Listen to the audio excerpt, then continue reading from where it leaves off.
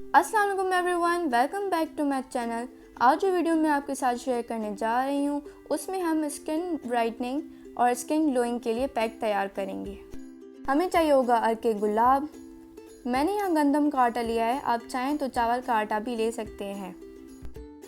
Fresh aloe vera gel, ये आपको किसी भी नर्सरी से मिल जाएगी।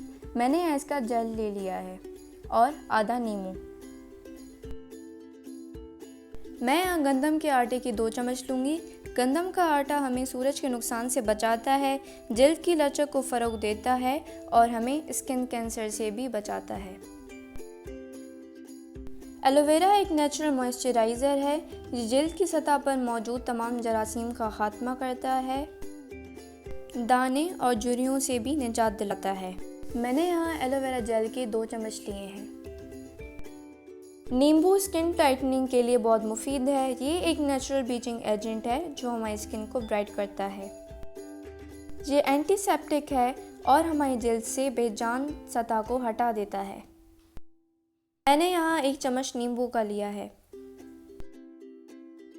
अर्के गुलाब हमें जल्द की जलन से बचाता है। ये एक नेचुरल क्लींजर है जो जल्द की बीमारियों से निजात दिलाता है। मैंने यहाँ 1 चम्मच अर्के गुलाब का लिया है। अब हम इन इंग्रेडिएंट्स को अच्छे से मिक्स कर लेंगे।